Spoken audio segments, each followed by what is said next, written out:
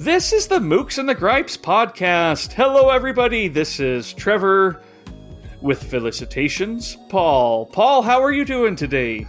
I'm doing well. I like the formality. I've been getting complaints from listeners. I'm a little bit too informal on that part. And right. It's getting a little too casual. You deserve better. So they're like, don't you know who you're talking to? Yeah, I don't think that's probably true. Yeah, no. Doing well. Off to a good start. It's been kind of one of those busy weeks, so it's nice to get a chance to just sit down and talk books for a while. Yeah. My week's kind of been that way too. I have been looking forward to sitting down to record this as kind of a motivator to make it through the other stuff. I know. Exactly. Yeah, but we've been talking lately about all the snowy weather and everything, and I will say that I'm sure there will still be some downturns, but as of now, the grass is green, there's flowers out, birds are singing, so it really does feel like spring this week. So that's been kind of nice. And I have my 14-year-old is outside mowing the lawn and trimming it up. So, oh wow, I'm just they're finally old enough to do what I don't want to do. Exactly. That is one of the very best things about having kids. Like, oh, looks like we need to shovel the walk. Get out there. No, nice. and I just tell them, you guys know how much time I've spent doing this so that you guys can go out and play a lot. It's your turn to give back. And, they're actually, it's not really that way. They're right. They're very helpful. And I like to get out there and do yard work as well. But, it is nice. It is nice to hear that mower going. Maybe everyone can hear it on my thing and go, it's going to be done. I know. Exactly. That is a very good feeling. And if your kids are anything like mine, I mean, I'm sure it'll erode over time, but kind of the novelty of doing some of that stuff, kind of gives them a little bit of a charge too. And, so we'll see how long that lasts. That if that was ever there, it lasted the first, row of pushing the mower. So exactly. Yeah. All right. Well, listeners, thanks so much for joining us today. We'll get to our main topic here in a little bit, but I do have a little bit of preliminaries. First, we want to thank all of our Patreon supporters once again. We have a bonus episode on Patreon that we posted last week that was a lot of fun to record, and it's just us babbling on, as we like to do.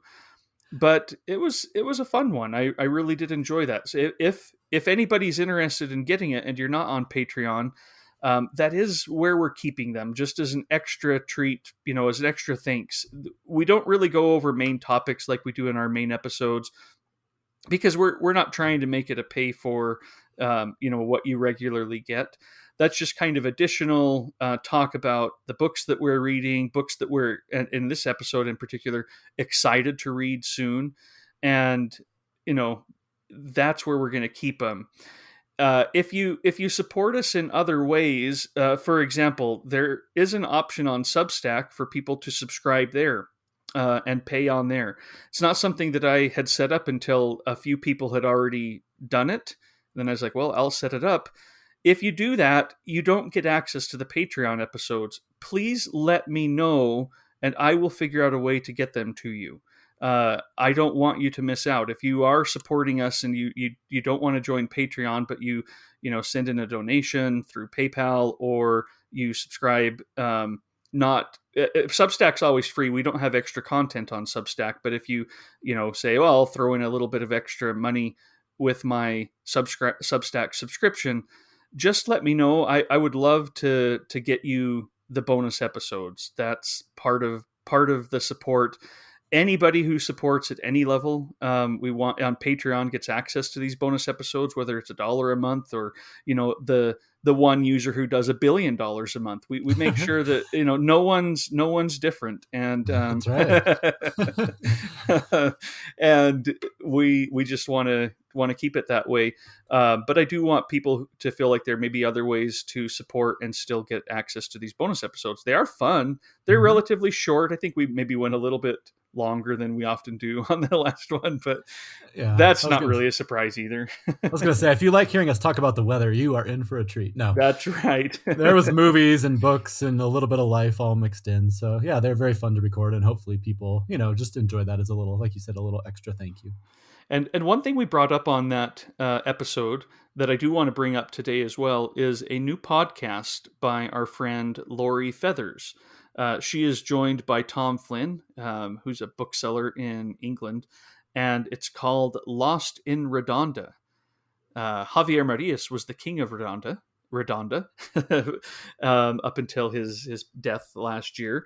And this podcast is a discussion of backlist gems and the Spanish writer Javier Marias. So they're going to be talking about, it's very much let's talk about other books we want to talk about, but throw in a segment on the podcast about Javier Marias. They have 2 episodes out. One just came out this past week. And so I just wanted to put a plug in for their show because, again, as we said on the Patreon bonus episode, we have a Javier Marias episode planned, and this is just going to make it so much easier. We won't have to even read the books. That's right. It's like Cliff's Notes in high school. You can just listen to that and we'll be all set. Yep. And so we appreciate the work. Listeners, you can listen there too, so you can give us feedback on our episode. That's right. And then we'll, just all of that aside, Javier Marias is an author who deserves a deep dive into, multiple parts of both his, each of his books, but also what he's working on in all of his books through his career. And so I'm excited about what they're putting on here. It will be good to see that over time. And I do think it'll be nice, prep for our episode, but just to build up the fire and get me excited and give me maybe some other insights that we can bring up as we go into his work later on. Absolutely. And it's just so fun to have another great bookish literary podcast to listen to too. I'm just excited. I love that. We talked about on the Patreon how for a while it felt like it was like the glory days of these kind of podcasts, and then over time some of them kind of faded away, but I do feel like we're in a little bit of a renaissance right now. There's a lot of really great, bookish podcasts going on right now. So I'm excited to have another one. Yeah, we'll have to. There are some I listen to that I don't think we've brought up on the show yet, and they deserve it as well. So maybe we'll make that something that we just touch on at the beginning. But go check out Lost in Redonda. They do have a Substack newsletter as well. So yeah, this is a good time to be just driving around, commuting, running errands, and still engaged in bookish discussions. So, and if you don't have any teenagers that you can get to mow the lawn, maybe you can listen, while you're doing that. It'll make it. You're like, no, it's my turn to mow the lawn. Exactly. Now I'm going to do the dishes. No, that actually is sometimes the way that I am when I'm listening to a good book or a good podcast. Like, well, let's see. Maybe I'll go vacuum. Maybe I'll go and straighten up the. Absolutely, no. I'm the same way. It's one way that, like, folding laundry, vacuuming, doing dishes, all that stuff. It makes it not nearly such a pain. All right. Well, Paul, what have you been reading lately? Yeah, I'm afraid I might sound like a bit of a broken record for a while on this one because I am continuing to make my way through Solenoid, which I don't mean that to sound negative at all. It's just a big book. And so I'll probably be, continuing to talk about it off and on for a while here. But so far, I'm probably coming up on maybe a quarter of the way through and continue to just really, really enjoy it. The language is just absolutely amazing. It's such a interesting novel where it skips all over the place, and there'll be sections where he's detailing the neighborhood that he grew up in. There'll be memories from his childhood. There's some I hate to use the word Kafkaesque because I know it's overused, but there's some passages that are very much that way where there's these bizarre things that are happening that are kind of unexplained. And so it's just, one of those that's absolutely compelling. And I was going to just read, we've talked about how both of us are pretty positive, optimistic people, but we do tend to be drawn towards sometimes dark books or dark passages. And this one definitely fits the bill, but both the philosophical kind of nature of it, but also just the beauty of the writing. I thought this was a really good sample. So it says, how is the infinite misery of our lives possible? Why do we feel pain? Why do we suffer illness? Why have we been given the pains of jealousy and unrequited love? Why are we wounded by the people around us? Who approved cancer? Who released schizophrenia into the world? Why do amputations exist? Who allowed torture machines to come into our minds? Why do people extract teeth to extract confessions? Why are bones crushed in traffic accidents?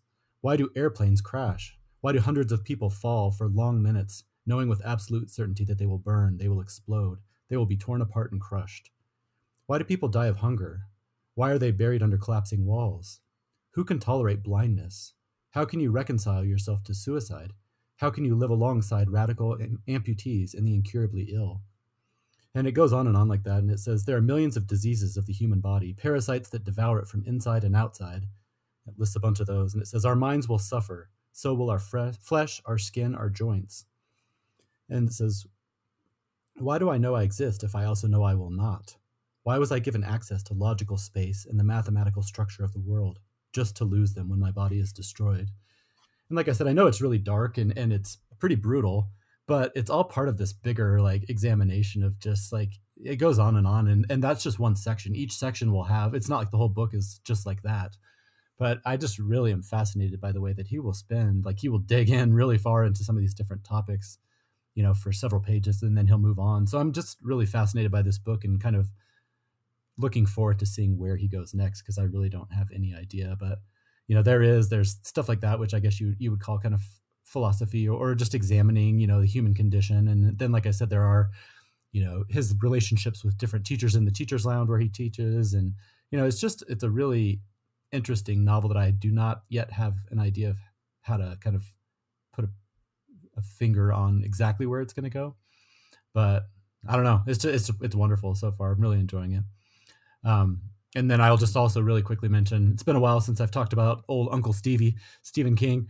I'm continuing my fairly regular tradition of listening to one of his books on audio. And I was looking through trying to decide which one to do, because I do tend to like his older stuff, but I've listened to most of it, or read most of it, or listened to it. But I realized I don't think I've ever actually read Salem's Lot. I've seen the movie, of course, but so anyway, I've been listening to the audio of that, and it's just, we can talk about this a little later in our main theme of our episode, but it's really interesting how with Stephen King in particular, and there are other authors like this, if I started reading him today, I have no idea if I would feel anywhere near what I do for him. But just based on my memories and my, growing up reading him, anytime I go back, it's just, I love all the messiness, the bagginess, the unnecessary characters. Like, it's kind of like Dickens, where, I'm sure if I really thought about it, a lot of it could probably be cut and it would still be a very solid book. But I actually love it for some of that other stuff that some people might consider to be faults. So those are the two I'm reading these days. Nice. I did read Salem's Lot, back in the 90s when I was working through things. And I remember liking that one. I don't remember a whole lot about particulars. I don't remember the plot necessarily. But I did enjoy it. So that's... And I always love his author introductions or his forwards too, because he like starts talking about when he was a kid and he got introduced to the book Dracula, and it was like the first time he had been, exposed to epistolary novels. And just he goes off on these little things that are just such a fascinating insight into his mind as a reader and a writer. I really like that kind of thing. And so, like I said, it's been nice to just kind of get back to that. So yeah, I'll follow up and let you know how it holds up. Even he in the intro says it's dated in places, so I don't know if that's a bad sign. All right. Do you want me to give you a little rundown of what I've been reading, Paul? Yeah, absolutely. Let's hear it. All right. So this will come up a little bit later on in our podcast as well. But David Grann has a new book out called The Wager, and I was able to get a copy of it from Doubleday. And I don't know, have you heard about this one yet? Do you know anything about David Grann or The Wager? Is that something that you have any knowledge of? I have seen it coming up on like books that are coming out soon, and so I've done a little bit of reading of just the introduction. I mean, it sounds really good. I just always enjoy his books. This is called The Wager, subtitle A Tale of Shipwreck, Mutiny, and Murder. Ooh. And as we did that comfort reads episode, a good murder, That's right. A good shipwreck. Let's get some mutiny involved here. I've always really enjoyed David Grann's writing. I remember sitting down and getting a copy of the New Yorker, and here's this author or article by a David Grann. Hadn't read him yet, didn't know who he was, and just falling into this article all the way. It was about a Sherlock Holmes expert who was found dead and nobody knew why.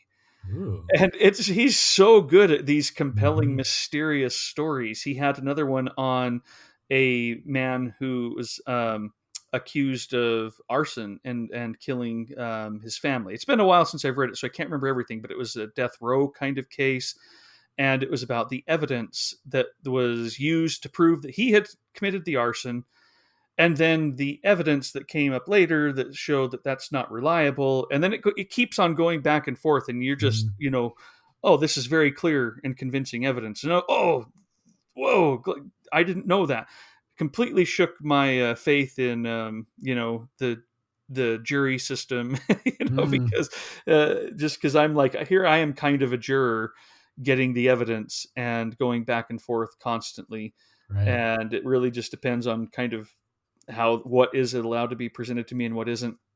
At any rate, um, when the book The Lost City of Z came out, I went and got a copy and just gobbled it up. And I don't do that with nonfiction that often. I like nonfiction, but it's not my go-to. And rarely is it something that I read just as fast and as excitedly as I do, my favorite novel. Right. But there it was, and I just really enjoy his books. He wrote another one on that kind of compared Shackleton's journey across Antarctica with a contemporary attempt to do the same thing, Mm. called The White Darkness, which I thought was really good. And then, of course, he kind of, I think, maybe got even more famous with the Killers of the Flower Moon. Yeah. Well, The here he fun. is with this one, and I'm loving it. Yeah, it's funny. I don't know why I did not make the connection. I had seen The Wager, like I said, I'd read a little bit about it, but for some reason I did not make the connection. I read and loved The Lost City of Z and Killers of the Flower Moon, and I don't know why I didn't make the connection. It was the same author, but yeah, everything you just said is absolutely true. It's that type of nonfiction, I guess. I don't know if it's narrative nonfiction, but like you said, it reads like an adventure story. And when Well, it's done well, like Nathaniel Philbrook is another one I would yeah. say does that. Like, his book In the Heart of the Sea kind of is maybe reminiscent a little bit of what I'm saying Yeah, here with I The think Wager. so. Yeah, I love that kind of thing. And actually, Well, I was actually going to mention The Lost City of Z again later in our episode without apparently realizing it was David Grant. So, so I think you're right about narrative nonfiction. The Wall Street Journal calls this one a tour de force of narrative nonfiction. mm, So, there you go. I'm in good so, company. so it's about a shipwreck. In 1742, some men wash up on the coast of Brazil, and there are 30 of them. They're barely alive, and they are survivors of a shipwreck of the Wager, a British vessel that had left England a few years earlier, and it had shipwrecked on the other side by Chile. Well, they kind of talk about what had happened and all this, but then 6 months later, over in Chile, three men wash up, and they have a different tale as to what happened on the Wager. Mm, And so, again, just very exciting. He's so good at spinning the narrative. He's not just, I could go and read about this on Wikipedia and right. have fun and still enjoy, the details, but he knows how to just keep you keep you thinking and guessing, and he is a master of the suspense, and I love his work. So that's what I'm digging into right now, Nice. and I'm not too far into it, but again, hoping that today I will get back to it. Yeah. Did you ever read the book Endurance by Alfred Lansing? It's about the Shackleton voyage. I have not read that one, but I've heard quite a bit about it. Yeah, it's another one that just, I don't know if it falls in the exact same category, but just telling something that you could read on Wikipedia, but it is so compelling and fascinating, and it brings up all these things that I never knew. I actually bought it for, I mentioned our oldest son turned 18, and I always try to get them a few books each birthday, and I actually bought that for him for his last birthday because I remember reading it probably 15 years ago and just being spellbound. So, on the whole topic of adventure and shipwrecks and all that stuff, that's another really good book. One of the reasons that I heard about Endurance recently is my mother-in-law is in a book group, and they had picked Endurance to Mm. read, and for some reason she thought that the book they had chosen was Endeavor, which is another Mm. book about ships, but much apparently I don't know, this is coming, but looking into it, it's longer, much more academic, drier, and she's just like, hate that. This is not what I want to read for a book group. That's I don't funny. have it. So she was a little bit, wait a minute. It's not this book. Right. At least, hopefully, she figured it out before the meeting. Otherwise, she would have been like, "What are they talking about? They're all excited and like talking about this adventure story, and I'm reading through footnotes." I may even be misremembering it. And and the woman did pick Endeavor. Oh, And everyone else was reading Endurance and enjoying it. And when it was that one, I think the woman might have been a little bit disappointed. Anyway, that's regardless, right. different books, different types of nonfiction, and Mm, yeah, I'm sure there are plenty of people who criticize books like this, as kind of being more about the narrative thrill than about a good academic presentation of the facts. But I like this kind of popular nonfiction. I read The Duel mhm, last year, The Last Duel, a year or two ago, and it's just, I don't know, it gets me into that. And no, it doesn't make me an expert, and I'm sure there are things left out, but it intrigued me, and I really did enjoy it. Still haven't seen the Ridley Scott movie, mm. but really liked the book, and I like that kind of stuff. So I do too. And I'll say two quick things. One, every time that I've read a book like this, it may seem like it's a little bit light or something like that, but man, like Nathaniel Philbrook, for example, at the end of that book, there are just pages and pages of notes and mhm. references. So it's easy to kind of discount these just because they're good writers and they make it compelling. But at least when it's done really well, I don't think anybody should discount the amount of research and time that they put into that. And it's always amazing to me at the end of those books where you just see like how much work and study must have gone into creating such an exciting story. Right, And right. then the other thing I'll say is just speaking of audiobooks, I have had a lot of luck with these types of narrative nonfiction books with audiobooks Hmm. over the years. So if anybody has not necessarily tried one like this and they're interested, that would be a great way to kind of dip your toe in because I do think that it's worked really well for me quite a few times. All right. Well, let's get on to our main topic.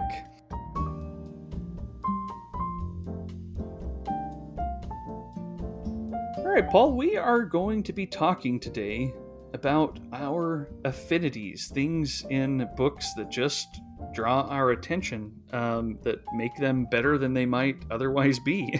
Mm, I, I've been I mentioned this idea to you months ago without knowing how to frame it or how really to talk about it, but it's just one of those situations where someone recommends a book to you and they're like, I loved this book, you just have to read this book. And you read it and you're like, there's nothing wrong with this book. Like, I don't hate it. I didn't think there was anything in it that was offensive, and it wasn't poorly written. It just, I didn't care about it. yeah. What happens there? But furthermore, I have a brother-in-law, and we like to read. If we're reading science fiction and fantasy books together, we'll often like a certain series, or Brandon Sanderson books or something like that. But usually we like different aspects of them, or even different books within them. And I realized I really like books that have some mysterious lore to build, that the Mm, author does a good job of suggesting mysteries. I love Indiana Jones kind of stuff. I love archaeology. And mhm. so, the books like Fablehaven, I don't know if your kids ever read those. Yeah, they did. I loved those, even though the story's very kind of normal.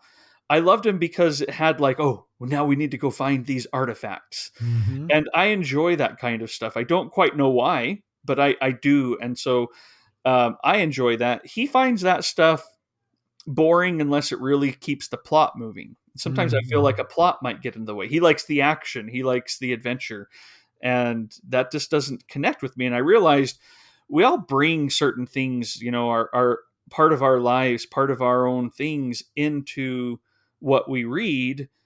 And sometimes we judge a book as good or bad just based on how it connected with those parts of us. So we might judge other people for what they consider to be a good book, and you're like, no, that was a boring book. I can't Right. believe you like boring books. And we've kind of been batting this idea around. How do we talk about some of these things that we just feel give books a bit of an edge when it comes to us.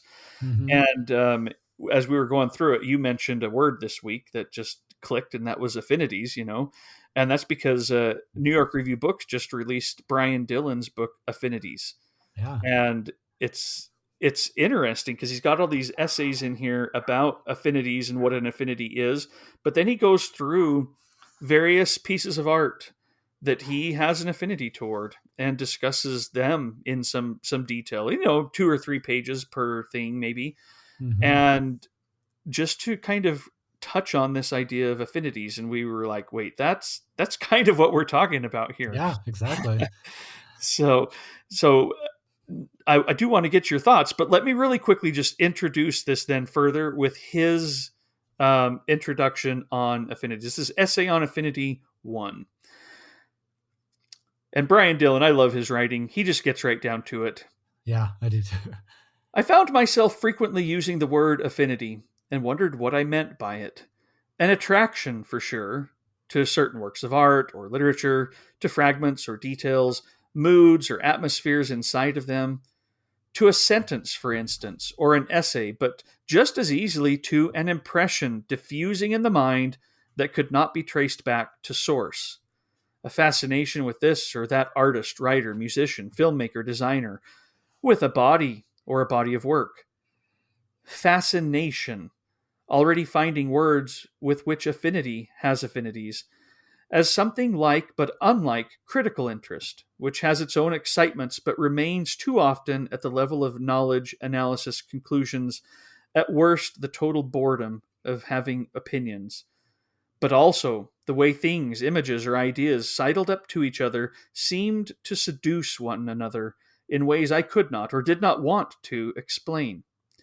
So that when I wrote affinity in a piece of critical prose, perhaps I was trying to point elsewhere to a realm of the unthought, unthinkable, something unkillable by attitudes or arguments, not a question of beauty or quality or taste, other eternal aesthetic values, something fleeting, in fact.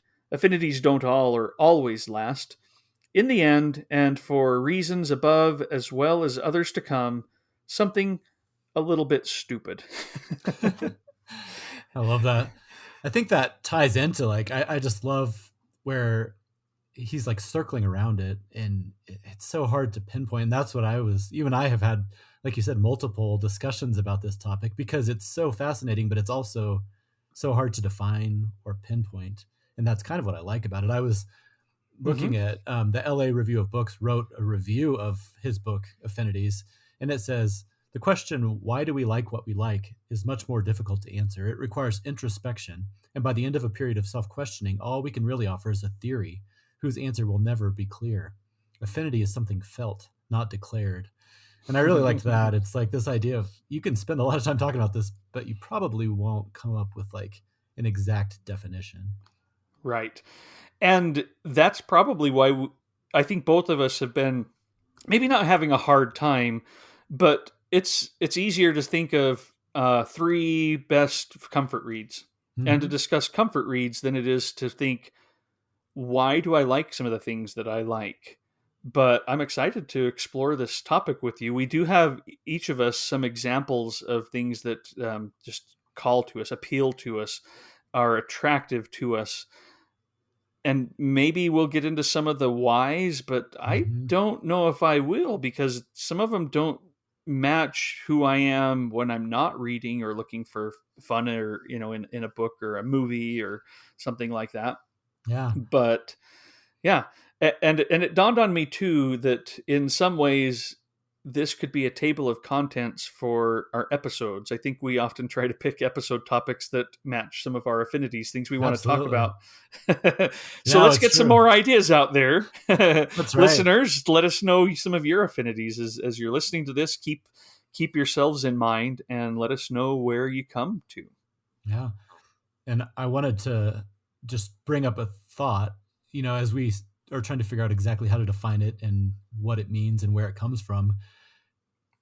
It's not usually logical, I wouldn't say. Hmm. And it often feels to me like it's rooted in like senses or feelings or certain moments. And so, it has a little bit of that magical feeling to it sometimes, and I was just curious, do you feel like for you, any of it is rooted in like childhood or different things? Like, I'm wondering if we are formed to have these affinities, but then again, like I've also noticed some of mine will pop up or change over time too. So it's just kind of a fascinating thing to think about. I Hmm. don't know if it's a nature versus nurture kind of a thing, but like if you were trying to be logical about it, like how much of it could be rooted back. I remember as a kid in the library, like I was really fascinated with the UFOs and the Loch Ness monster and Bigfoot, like that section of the library for a while. Or then I moved over to Roald Dahl and some of that stuff. And you just wonder, like I was trying to think if any of those might impact, the fact that now some of the things that I like, if there's any through lines, you know what I mean? Yeah, I don't know. Maybe the closest I could come to would be my fascination with lore or artifacts. Kind of a I love fantasy books that part of the quest is also about finding the the secrets, these places that are hidden from us. I like that kind of stuff. That you know, finding a key. I don't necessarily like finding just the sword that's going to take it all. I like it when it's rooted in their own mythology and religions or Mm-hmm. cultures and all of that. And that probably comes from stuff like Indiana Jones and just growing up in the 80s and enjoying that, and Goonies. I know most of this stuff isn't real in our own world, and so I like to imagine it is out there. I love the Mm-hmm. idea of like Mars, for example, having some archaeological finds that we haven't found yet. So it's Mm-hmm. not just about our own planet's history. I like that kind of stuff. I like the idea of finding that stuff out there. Um, there's a book, I can't think of what it's called. It's a science fiction book, and it begins with them kind of on a dig in another planet and finding things that are frightening to them about existence because of what it says, even though there's nothing else around. And I'm like, that's just kind of cool. I love that Mm-hmm. mystery. And so maybe that comes from my fascination with Indiana Jones as a kid, but Yeah. also maybe my kind of natural affinity to something like that is why I liked Indiana Jones so much, Yeah, exactly. It's a chicken and the egg situation. No, I had the same thought, and it's funny because I'm, a, I would consider myself to be quite a skeptic. I'm pretty much, you know, based in reality for the most part in my day to day life, and yet that fascination as a kid with UFOs and the Loch Ness monster. It's just funny. I always wonder, like, Oh yeah, I love that stuff. I know, and it's so funny because, like I said, now a lot of like I like stuff that's like rooted in Robert McFarlane, like scientific study or but I do think that there's something about my love of gray areas and that I don't necessarily need you know a, everything to be tied up with a bow at the end. Like I like open endings Uh-huh. or things left unsaid in fiction or elsewhere. And so even though it's not a direct correlation, I do kind of I was just trying to think like I wonder if that has a connection point to the idea of that.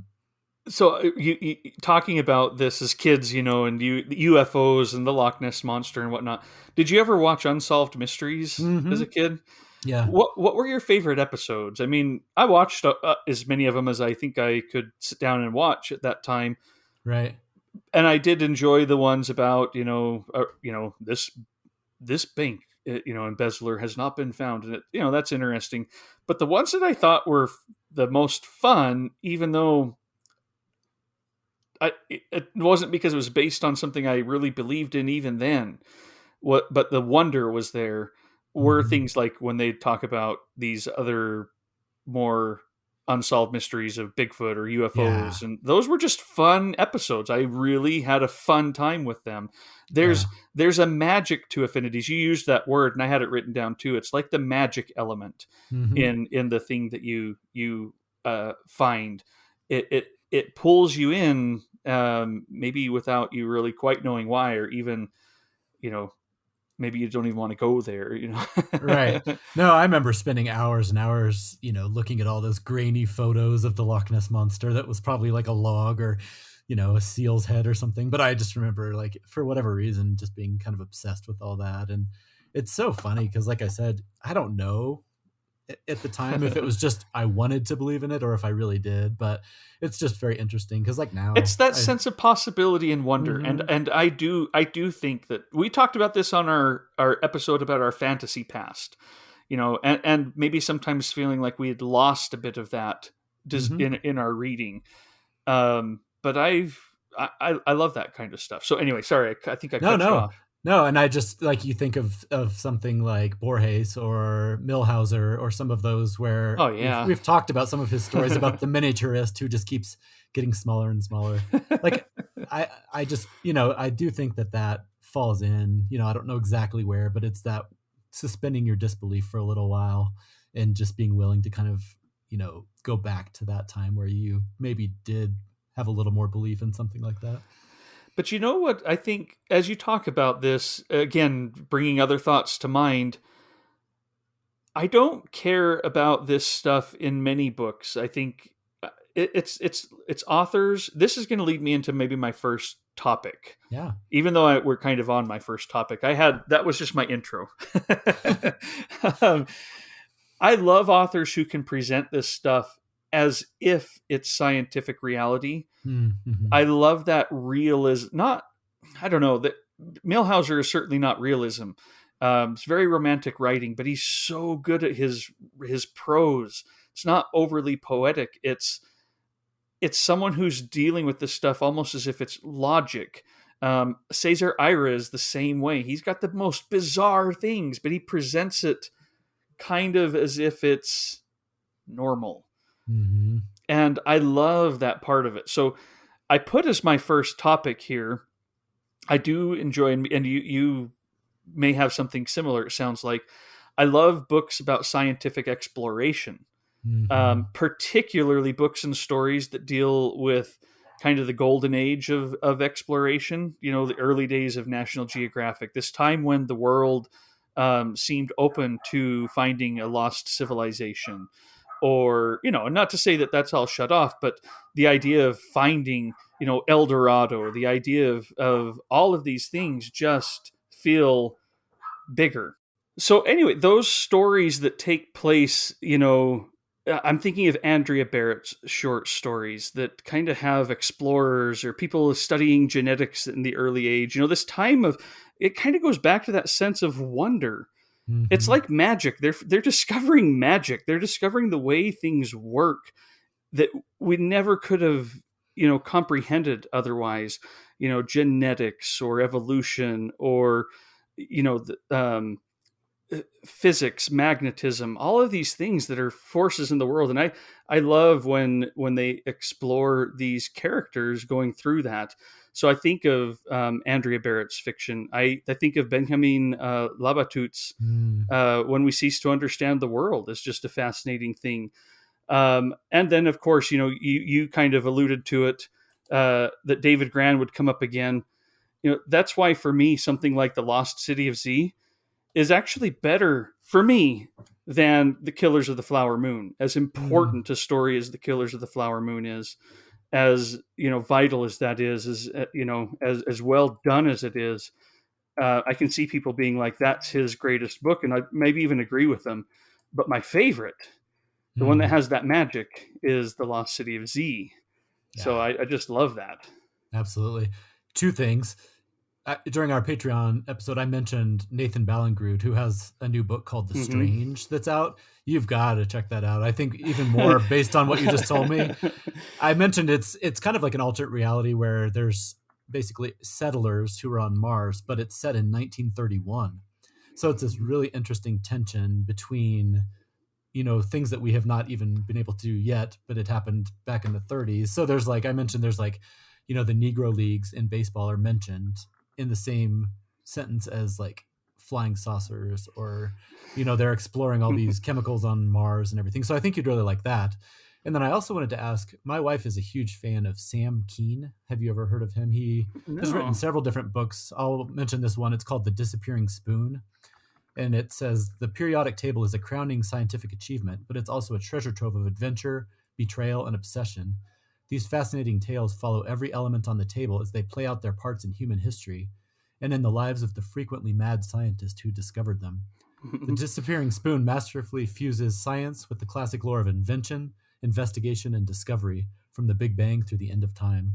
So I Yeah, think you would really like him.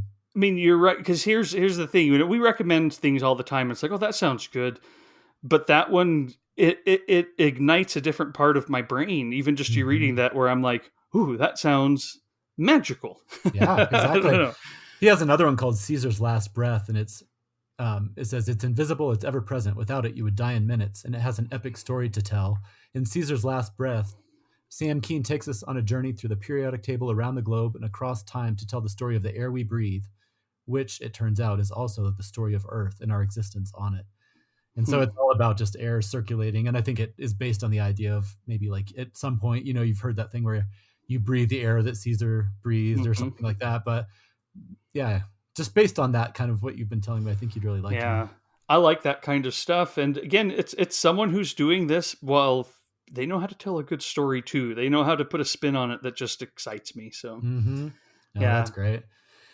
Well, do you want me to yeah. jump into one category for me? I mean, this is not going to surprise anybody. I've talked about it a lot, but just it's kind of a general idea of nature and solitude. And Hmm. so the ones that come to mind for me off the top of my head are things like there's a book called or by Bernd Heinrich called A Year in the Maine Woods, and I don't remember if I've talked about it before, but it says escapist fantasies usually involve the open road, but Heinrich's dream was to focus on the riches of one small place, a few green acres along Alder Brook just east of the Presidential Mountains. The year begins as he settles into a cabin with no running water and no electricity, built of hand-cut logs he dragged out of the woods with a team of oxen. There, alone except for his pet raven Jack, he rediscovers the meaning of peace and quiet and harmony with nature, of days spent not filling out forms, but tracking deer or listening to the sound of a moth's wings.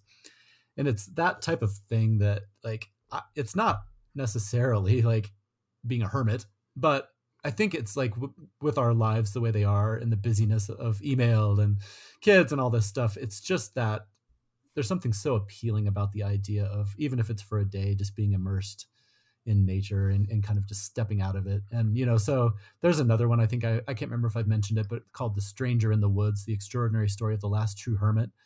And that's another example of this guy. It happened fairly recently, and he was up in Maine, and he basically was able to just live as a hermit in a fairly populated area. And eventually he got into some legal troubles and there was some complications to it. But it's this idea of just stepping away from life.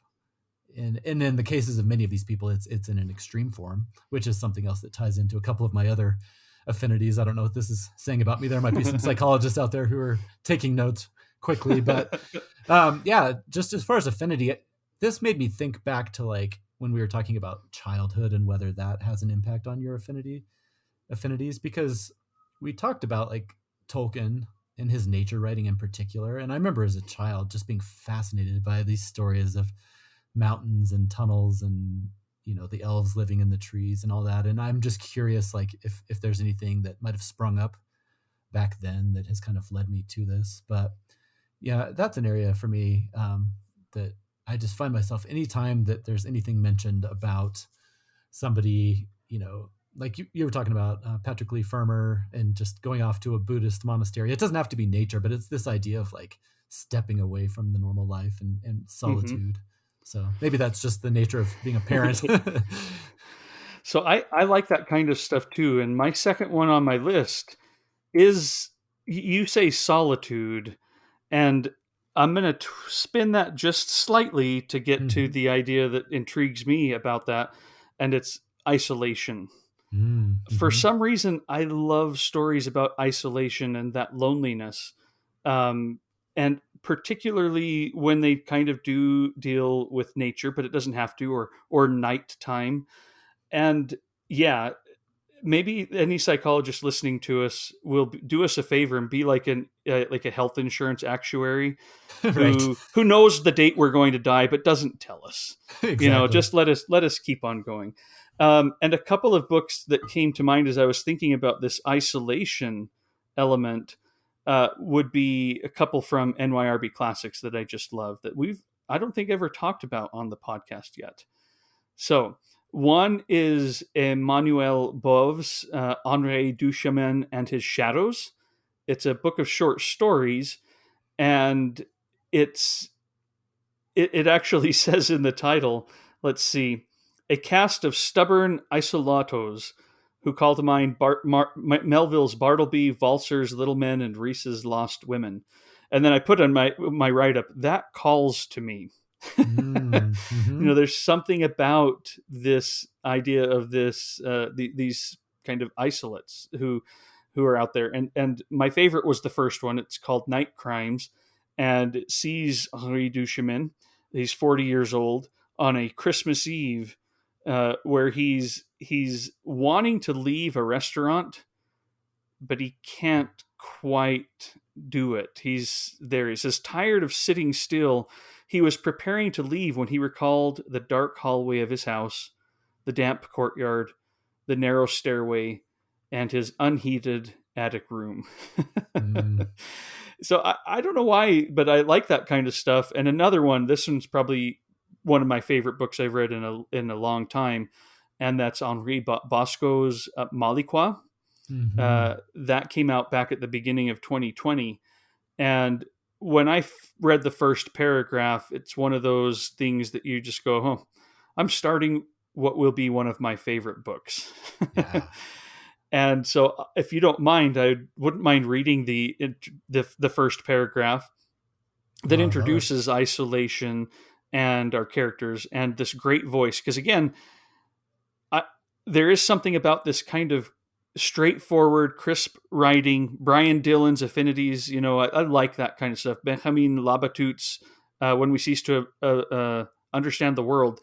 These are books that just have very direct prose, and I feel the same with Maliqua, translated by Joyce Zanona. It says, I was not expecting anything from my great uncle Maliqua. No one, in fact, had ever expected anything from him.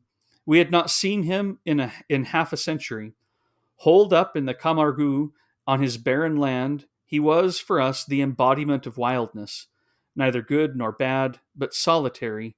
In other words, unnerving, perhaps terrible, and yet, cut off from him by this half century of unbroken absence, we had never suffered any harm from those dreadful qualities with which our imaginations clothed him. He ignored us with a kind of scorn.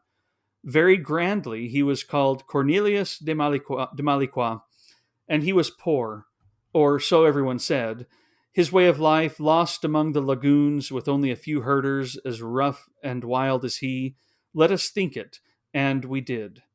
If he were wealthy, would he have chosen such a rude, mean existence in that land of sorrow? No one thought it possible. We are people of fertile lands, people who assign spiritual value to a measure of material ease. If our great uncle Maliqua had withdrawn into the desert, his withdrawal, as far as we could tell, had been inspired by pride. He was hiding his poverty. To put it plainly, we did not love him. Oh, And so good.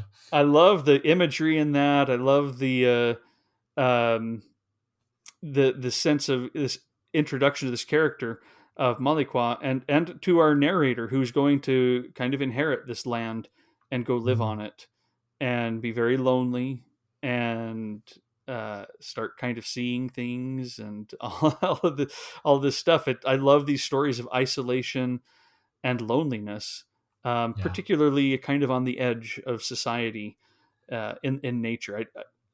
And that has I'm one of those. I don't want to say I put like spiritual, importance on material ease, but I certainly enjoy it. Right. I wouldn't want to go and live this life or live in this area, but I do love reading the story about it. Yeah. No, what you just said was exactly something I was going to bring up, and it ties into, I think, in some ways, all or most of my affinities is that idea of living on the edge of society. I think Hmm. there's something so fascinating because our culture is so, in many ways, conformist. And I mean, like you said, it's not like I'm living out on the edges of society. Like I fall Hmm. into some pretty, steady, normal paths, but I do think that there's something really interesting, and it's one of the powerful things about art and fiction is acknowledging and exploring those lives that where people choose to do something completely different, and there could be a variety of reasons, or maybe it's not even their choice. But I do really, really agree with you there that it's something about that that's just acknowledging their worth, and but also just scratching beneath the surface and kind of exploring that whole lifestyle, whatever it may be. So yeah, I mean, I agree that may or may not tie into my next one, which is the idea of obsession, just in general, and that could that could tie into like Mm-hmm. the explorers and other things. So I mean, it's not there's Yeah. lots of obvious through lines here, but what I'm thinking, I mean, it can be in fiction or nonfiction, and there's so many different ways that it can take shape.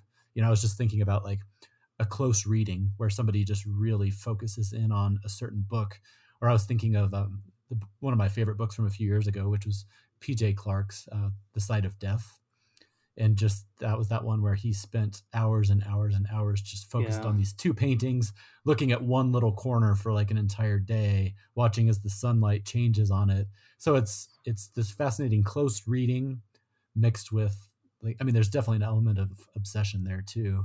And it's the idea of, I think for me, it's, it could be madness in some cases, but it's the idea of like art at all costs, the starving artist or the person who's locked up in the little top tower of their house and just like writing or creating paintings that nobody will ever see, or at least that's not the reason they're doing it. There's something about that obsession, and it crops up in, Moby Dick or anything like that. And one thing that, it doesn't have to be an unhealthy obsession, but I do think that there's something so interesting, like one book that Brian in Affinities, Brian Dillon brought up in Mm-hmm. Affinities, that he kind of explored whether or not this one applied, and I think it does. So it's Maggie Nelson's book Bluets, Mm-hmm. and I'll just read the very beginning of that. She says, "Suppose I were to begin by saying that I had fallen in love with a color. Suppose I were to speak this as though it were a confession. Suppose I shredded my napkin as we spoke. It begins slowly, an appreciation, an affinity. Then one day it became more serious. Then, looking into an empty teacup, its bottom stained with thin brown excrement coiled into the shape of a seahorse, it became somehow personal. And so I fell in love with the color, in this case the color blue, as if falling under a spell I fought to stay under and get out from under in turns." And I was just, oh, I love that opening. And I love that, it reminded me a little bit of like Kate Zambrino, like I said, or Jeff Dyer, some of these where they are willing to follow an affinity and really just immerse themselves and dig in and Yeah. explore it, and it drifts, but it always returns to this. I mean, I think an obsession is an okay word to use. It doesn't have to have a negative connotation. So anyway, that's an area that it can take many forms, but I just love the idea of somebody that just becomes obsessed like that. Yeah. And again, uh, is this why we have an affinity, that we were like, hey, let's do this podcast together? Exactly. Yes, we just kind of, maybe we don't always like the exact same things or for the same reasons, but yeah, all of that I think ties into the ones I'm bringing up as well. Mm-hmm. And we didn't discuss this at all, listeners. We didn't sit and say, hey, what are some of your ideas? Here's where I'm going, or here are the books. We just said, let's go this route. And for all I knew, Paul was going to bring up, Robert Frost poetry, or something like that. Not that that would be Right. bad, but just like Right. in terms of your nature or who knows what. But it's Mm-hmm. it's fun. Well, and as we continue to just think about why and how these come about, I also wonder, like I said, with like the idea of isolation or something like that. I mean, we both like live in a household that's full of life and full of Mm-hmm. noise. And I always wonder sometimes, one of the beautiful things about literature and art is that you get to explore these areas of yourself that maybe you don't live out in real life. And so when it Mm-hmm. comes to something like obsession, I think you and I, for the most part, we go to our day jobs and we live our steady kind of, fairly normal by society standards lives. So I think that there's something there where you get to like at least scratch that itch of like, what would it be like to be able to just really, go do something Uh-huh. that's just completely off the rails. And not because you want to. Like I my son had a thing, in a town 20 minutes away the other night, and I was taking him to it. And I just thought we should listen to something fun here. What's a short thing? And there's an old episode of Snap Judgment, a podcast that was on NPR. I think it might have been discontinued there. I'm not 100% sure. But I really liked Snap Judgment. And they explore some strange topics in really fun story ways. And this particular episode talks about a part of South Africa where there's really nothing. You wouldn't think there's anything there. There's brush. But on the other side of a rock, there's a puddle. But it's clear, so you know that it's not just a shallow puddle. It's actually the entrance to a massive underground cave, underground sea cave that goes, I think, 900 feet deep. Wow. And they go into this fascinating story of, and it's being told by one of the men who has been down to the bottom of it. And he says something along the lines of, there have been more people on the surface of the moon than have been at that kind of depth on the Earth. And they say, yeah, that's actually true. And it's a story about him and a buddy going down there, and his friend comes up and says, I just saw the body of, one of a 19-year-old boy who we knew had gone down here and had died because he never came up. I think we should bring him up. And so they spent a year preparing for it. If you haven't heard that episode, I'd recommend it. It's only like 19 minutes. It's very short. But we were driving home and I said, I have no desire to ever do that, because it's just the preparation physically. But even when you're at the height of your physical prowess, you have to prepare so long to do it again. And I just don't have any desire to do it. And it made me think of John Krakauer's Into Thin Air and the trip up to Everest. I'm never going to do that. I'm never. You could not convince me to go to base camp and keep hiking up and back. It's just nothing. But I love reading stories about that. I love hearing them. It does kind of go on, I think, to some of these things we're talking about, this madness, this obsession to do something on the extreme. That's kind of an individual accomplishment that does inspire a sense of wonder in me, even if I have no desire to live that in my own life. I'm just like, this isn't a part of me that I'm trying to repress. Yeah. I am not doing that. No. Right. Exactly. But I love reading about it. I do. I love it. No, I absolutely agree. Yeah. I mean, like I said, Jeff Dyer is really good at that type of thing. And one book of his that I think applies to both the obsession with art, but maybe some of the other things, is Zona. Did you ever read that book? It's his book where he just really goes all in talking about Tarkovsky's movie Stalker. I love it. I love the movie. I love the book. Yeah, I do too. It's talk about obsession. It's like even the subtitle of the book is a book about a film about a journey to a room. And I just love that. Maybe it goes back to that whole miniatures thing, but it's like layers on layers on layers. And I mentioned Kate Zambrino. I mean, that's what I love is these people they're following one central obsession, but then inevitably it brings in all these other things and goes down rabbit trails. And so I think it kind of builds on itself.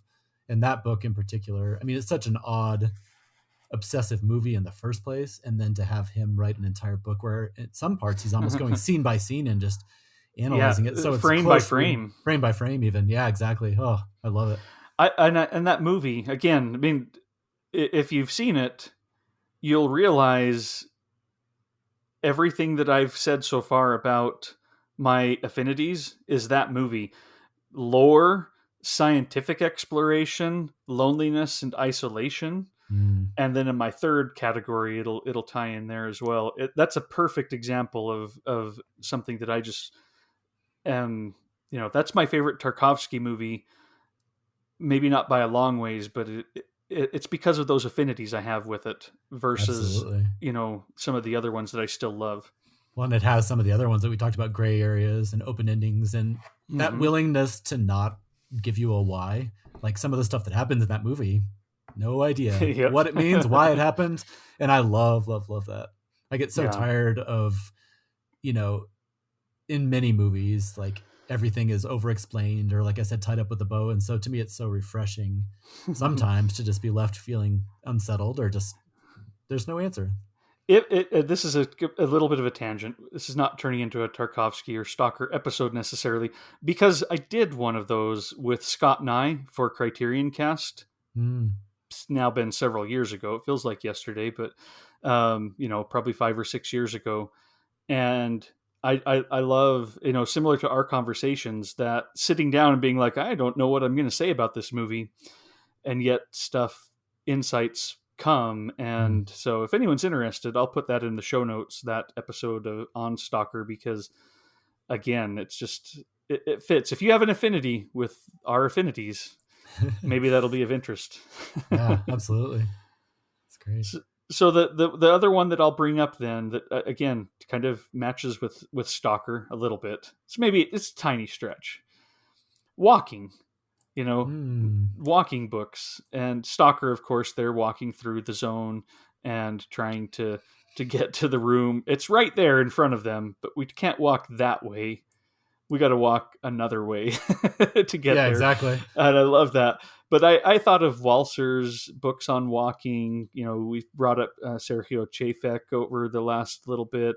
You brought up Teju Cole. Mm-hmm. I really enjoy these books of someone taking a moment out of life and the rigmaroles of that and reflecting upon it while they go for a walk, whether it's in nature or in a city. That calls to me. But I also realized I don't like a certain brand of walking book.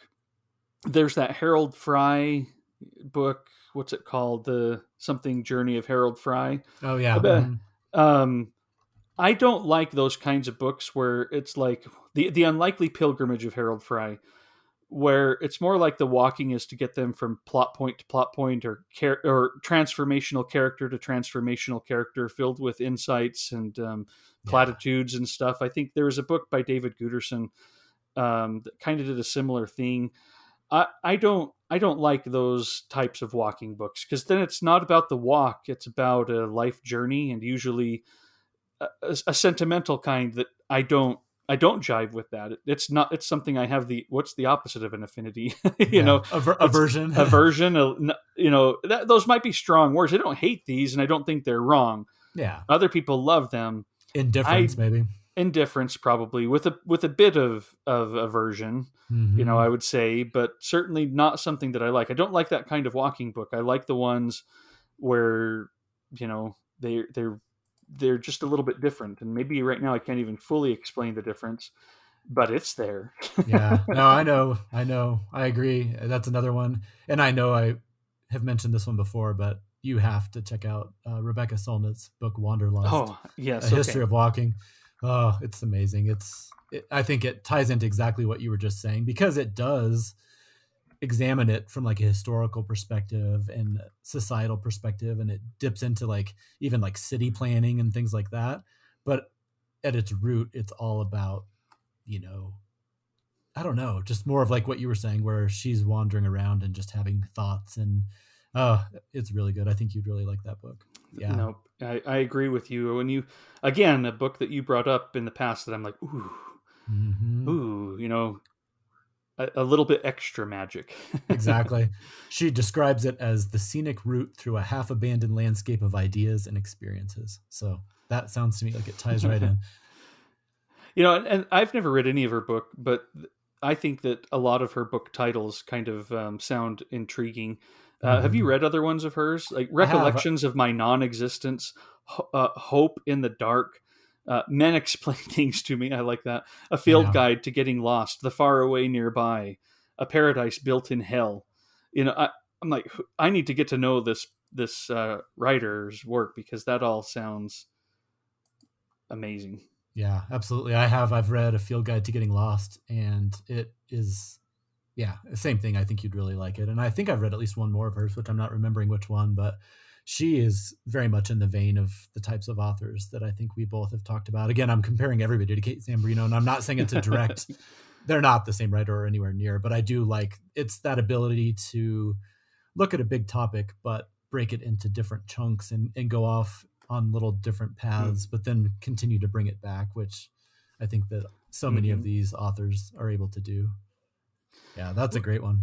Do you have another category? I've kind of gone through mine. Sure. Yeah, I do. I mean, again, anybody who's listened to our episodes in the past, I feel like I'm pretty transparent. I don't think any of these will be surprising to people, but it's the idea of time, and Mm-hmm. sometimes that's deep time, or sometimes that's just the passage of time. And so there's a few different books that I thought about that kind of tie into this. Of course, Robert McFarlane's Underland, which I've talked about, where he's taking more of a geological, well, not always, but often taking a geological, where he's going down into the earth, literally traveling back through time. Something like that I love. Or touching on something that I mentioned earlier in the book about A Year in the Maine Woods, but that idea of something like Prairie Earth, William Mm-hmm. Heath, where it's like one area that they'll focus on, and then it'll go over the centuries and examine that. But in particular, the one that I was thinking about today is a book. I don't know that I've brought it up before. It's called The World Without Us, and it's by Alan Weisman. And it's a book that I just happened to pick up one time at a used library sale. And what it does is kind of what it talks about in the title there, is just examining like the impacts of humans on the world. But it takes this very interesting look of like what will happen when we're gone.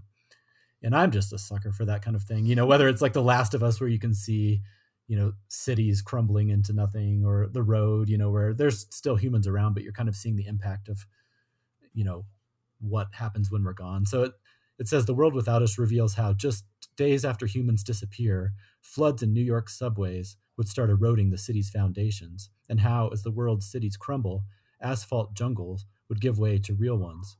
It describes the distinct ways that organic and chemically treated farms would revert to wild, how billions more birds would flourish, and how cockroaches in unheated cities would perish without us. Drawing on the expertise of engineers, atmospheric scientists, art conservators, zoologists, oil refiners, marine biologists, astrophysicists, physicists, religious leaders. And it talks about, going all the way from a pre-human world to what it would be like, when everything's gone, and what the planet might be like today if not for us.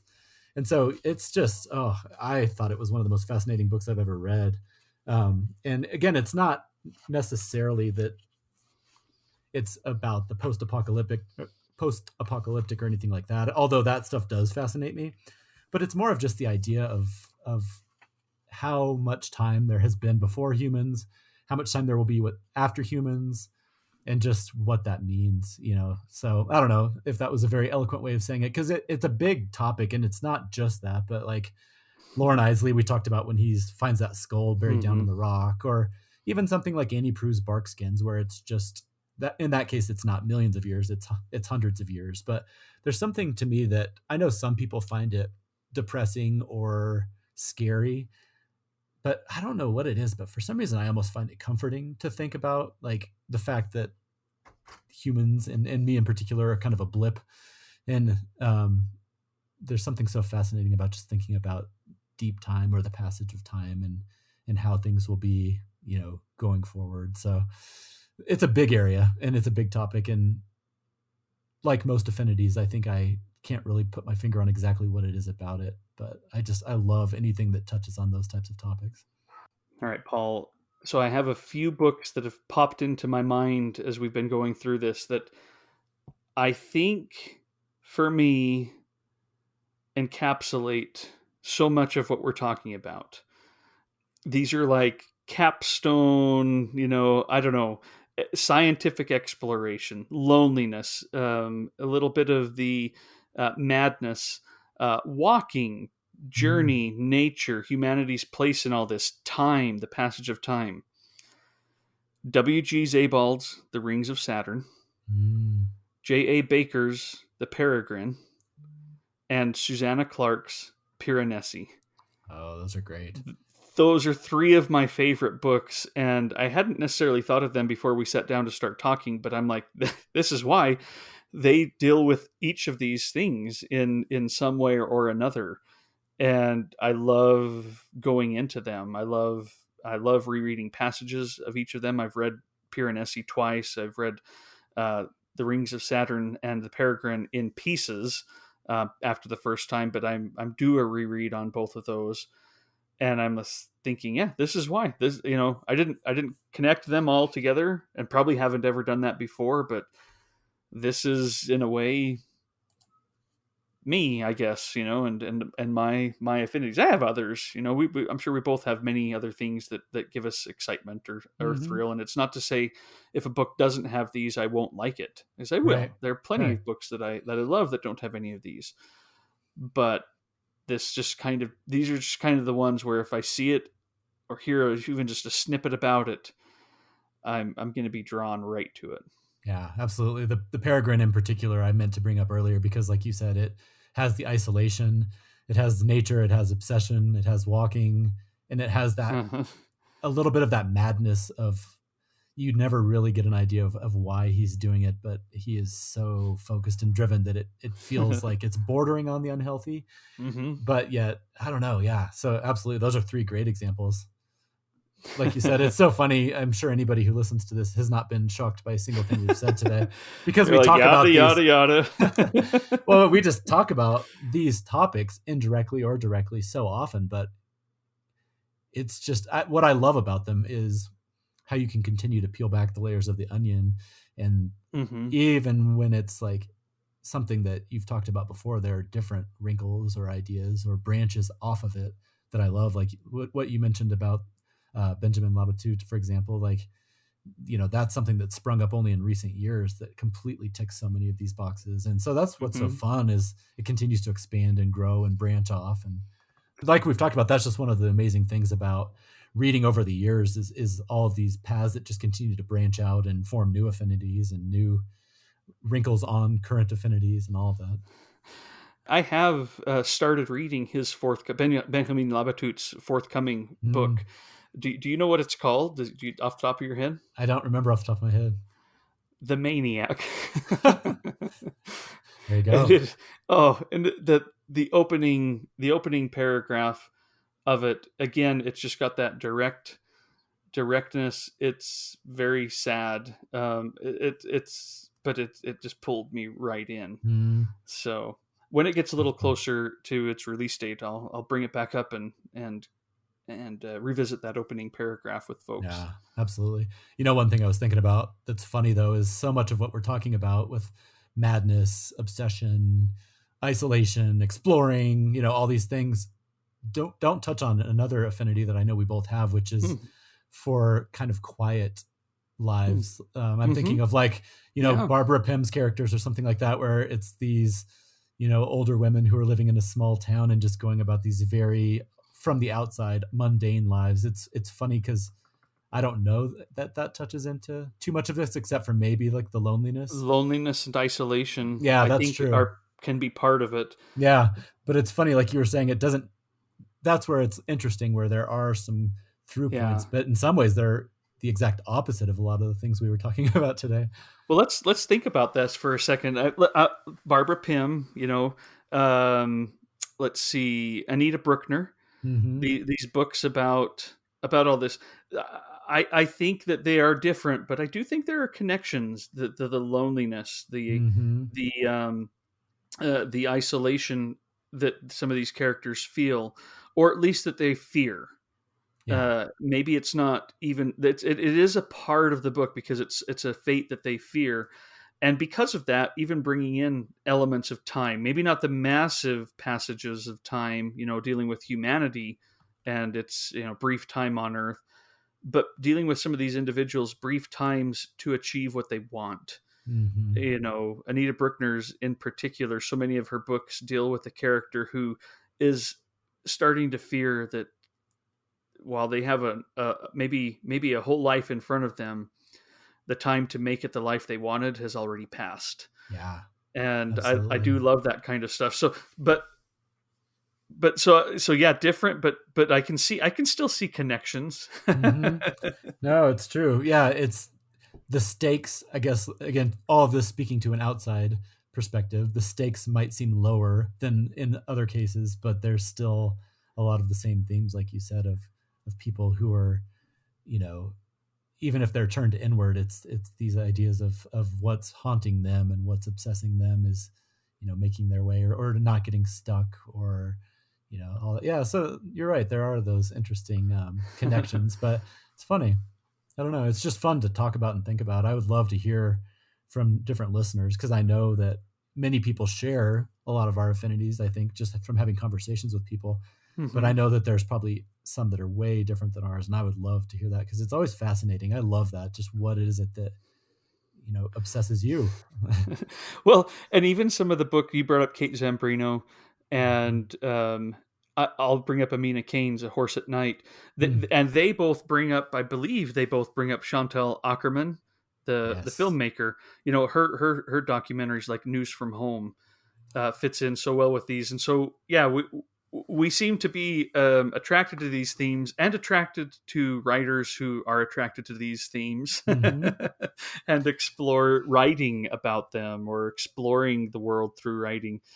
And we haven't, we've been talking mostly about themes and such, and not necessarily about styles of writing or Hmm. types of prose or anything like that. But yeah, I agree with you. I'd love to hear from folks, what are some affinities you have?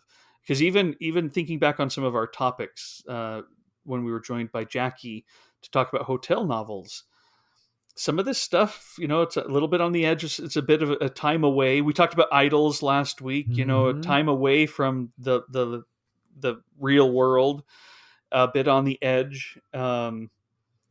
Yeah, it's kind of fun to see how these things tie together and go in their own ways. It's not a one-to-one Venn diagram where they're one on top of the other. They overlap, but also have their unique spaces, and I kind of feel like I love each part of them. I know. And it's one of the things that, like, our conversations with our different friends, or like you said, reading books by, Maggie Nelson or Kate Zambrino or whoever the case may be. It's one of my favorite things about all of this is just there's a seemingly never ending list of Hmm. connections that I love it because you never know. It might be one reference to, a director or an author or a specific book or a topic. And all of a sudden you just find yourself, it could be for the next week or the next 10 years, you might just be off on a new tangent or have discovered a new affinity. I absolutely love that. Oh, all right. The reason that we kind of went into this and started talking about it this way is I think it's a healthy perspective on talking about books. You know, to get away from this is a good book, this is a bad book, and I don't think we do that, and neither do most of the people that we talk to. But to a way of understanding and being excited for each other, that you like what you like and I like what I like, and it can Hmm. spark all of this without feeling the need to convince the other person to assimilate to your affinities or anything like that. And but to enjoy these conversations even with people who have different affinities. Hmm.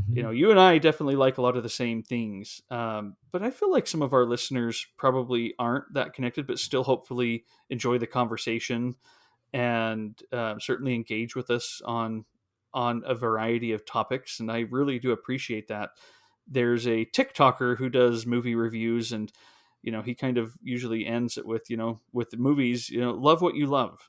I'm I not like going to that. tell you you're wrong, and I don't want you to tell me I'm wrong. Let's talk about some of the things we love and some of the things we don't love, but you should always feel free to love what you love. And I don't know, it just I guess part of my sense when someone recommends a book to me that they just love and I find it kind of meh Hmm. is to not look at them as like, oh, you just don't get it, or that book isn't impressive enough for me. Right. It just, the magic that you felt in it didn't I didn't feel, but you did, and that's awesome. Yeah. No, I love that too. I mean, I agree with you completely. To me, it's more of the idea of the passion and the contagious excitement. When you were just saying that, it reminded me, I work with a woman who's 23. She just recently graduated from college. And we talk books because she loves to go to the bookstore, which makes me so happy, in the first place. But the books she loves are rom coms or meet cutes Hmm. or stuff like that. And I do not care about that at all. But we will have just wonderful conversations about it's not about the specifics of the books or trying to convince each other, Hmm. to try this type of book. It's just that shared love of reading, which is so much fun. And so when you were saying that, it just reminded me because I would not like neither one of us are recommending these books to one another. It's just, what have you been reading? And then she'll just, her excitement and passion. And she went to the bookstore the other day and picked up like 4 of these books, and she just can't wait to read them. And to me, it doesn't matter that particular book does not interest me. It's that shared love and shared passion and excitement that's so much fun. Well, you bring to mind as you're saying that, my wife and I don't necessarily have the same tastes or affinities in books and stories. And maybe that could be unsettling. Like, oh, when we were dating, we thought we had so much in common. Turns out that we weren't meant to be. And it's like, no, we Yeah. still love sharing and talking about things that we love to share and talk about. And we love to hear from the other person. Mm-hmm. I don't have to love the same book she does, and she doesn't have to love the same book I do. In fact, we can even hate, that did nothing for me. Mm-hmm. But it did for you. But again, the issues come when there's more to that judgment than it just didn't. I have different affinities than that book to a sense of threat that you didn't love something that I love, Mm. or a sense of disdain from you. If you didn't love it, then you probably also don't respect me and my opinion on taste. You're trying to tell me I'm wrong. Mm-hmm. That's where that mooks and gripes, thing that Chat GPT comes to play and is problematic, where it can be so much more fun to passionately discuss these things from a bit of a different framework. And I think Affinities is a good way to go about it. I do too. Just before we going back to Brian Dillon's book, which was kind of our general framework for this whole thing, there was a line from the New York Times review of his book that I thought was wonderful. And I actually felt like it could maybe be a little bit of like a general theme of what we try to do. And it says, "It's as if with these shorter pieces, Dillon were directing our gaze to particular constellations in the night sky, alerting us with an enthusiast delight to treasures easily overlooked." Hmm. And I loved that. It's the idea of treasures easily overlooked. To me, it was just such a perfect encapsulation of what so many of the publishers we love, but just all these conversations we have with each other, all of us is just exactly all about that. And I really liked that. Oh, awesome. Well, all right, Paul, thanks for your time today. Anything else that you're like, wait, no, I'm not done. I need to share it. I need to say this. I'm sure we could go on for days on this topic, and maybe we'll revisit it. I'm sure we will, either directly or indirectly, many times, but no, Well, yeah, for now. Our next episode, and I can't remember what the topic is, it's going to be about one of these affinities. Exactly. It's pretty much guaranteed. So, well, thanks everybody. And we'll be back in a couple of weeks. I guess we'll just end this, love what you love and share with us. Tell us what your thoughts were, as where your minds went as you thought about this topic. Yes, please. Absolutely. Thanks, everybody.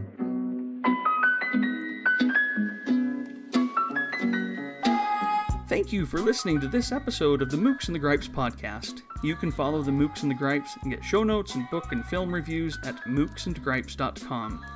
On Twitter, you can follow Trevor at Mooks and Paul at BiblioPaul. You can also get information about future shows on our Patreon.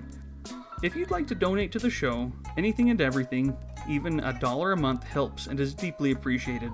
You can become a Patreon at patreon.com/mooks. Until next time.